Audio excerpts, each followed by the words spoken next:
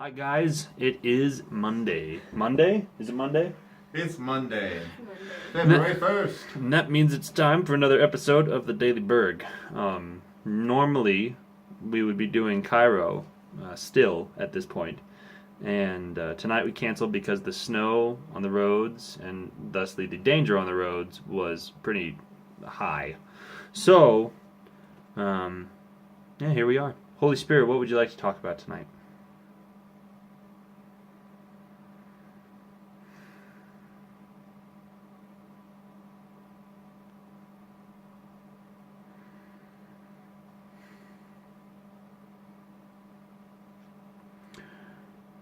Becoming a Jesus follower is not a guarantee at any point in time of a lack of problems.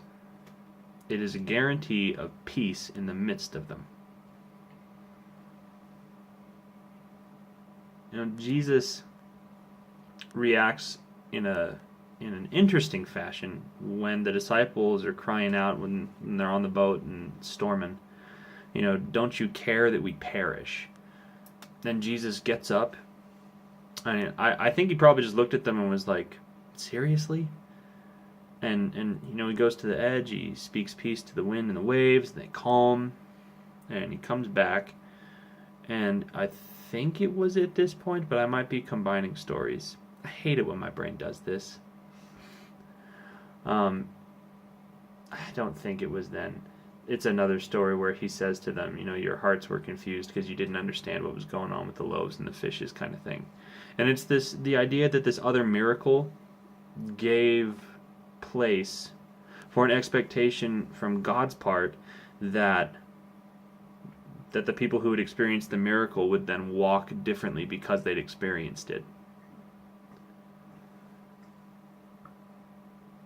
So even if you don't like your circumstances, the presence of Jesus suggests you should be at peace. And even if you're not sure how to handle it, at that point, if God's not, stepping up to save the day, so to speak, my immediate reaction would be ask him directly if he's already taught you how to deal with whatever it is that's in front of you.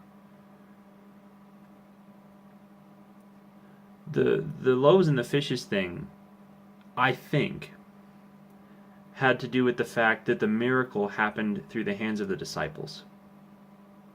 As in, Jesus blessed the food, yeah, and it multiplied, but it multiplied not in Jesus' hands, but in the hands of the disciples, giving it out to people. So the disciples had an experience with, if Jesus blessed it, if he gave his okay, we could do the work. So they're in the boat and it's storming. And Jesus gets up and he's frustrated, not because, they shouldn't want the storm to stop, but because they don't realize they have the ability to make it stop.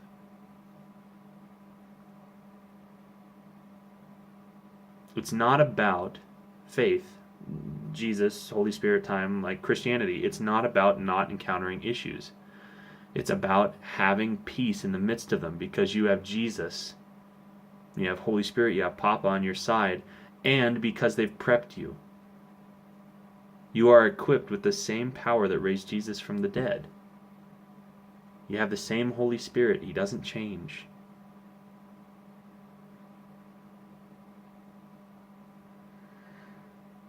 Earlier tonight, Charles, you heard him in the background. He and B and I were having a discussion about expectation and hunger. And the long and short of it is, I'm not hungry enough. And my expectation, while I expect God to show up, I haven't necessarily ever recently expected him to show up differently than he ever has before. And I want to. And why I want to is because I want more of him than I currently have. So that means I get to be comfortable with mystery, but it also means that I'm fully aware that whatever problems we encounter on the way there, I have two options. And they actually occur at the same time for me. I try to deal with it with the tool set that God's given me to overcome things, and I call on him simultaneously. And therefore, most of the time, I have peace. There's still stuff where I'm learning how to let him be God in every area of my life, where I have to learn to not be in control. Not in the sense of not taking personal responsibility. Like, I don't mean, flaky behavior. I'm just talking like, if God says that something is functional, if he says something is going to work, then just taking him at his word, even when I don't see it. Or stepping out in faith. Whether it's praying for somebody, prophesying over this person, praying for healing, or on a more personal side, like trusting that the work that I'm doing, that these videos, that the music I'm making, well, okay, the music that gets made when there's time to make music, that all these elements about me personally, that when he says that they're good, that they're actually good. That when he says that they're effective and that they touched his heart, that that's good enough for me. So I want to invite you guys to try this having peace knowledge. That Jesus is there with you, and that the tumult, the trials you may encounter, you've been equipped to deal with. Not in the sense that God brought it on or any weird crap like that. God is a good dad, and he doesn't steal or kill or destroy. That's the enemy. He also doesn't tempt, because he himself is never tempted. But the enemy tries to mess with stuff. And I think our privilege as believers is it's kind of like what Todd White says sometimes.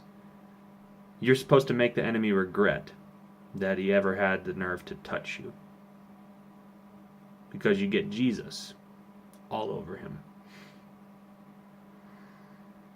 So, I bless you guys. Warmth and love, literally warmth, stay warm. And we will see you tomorrow.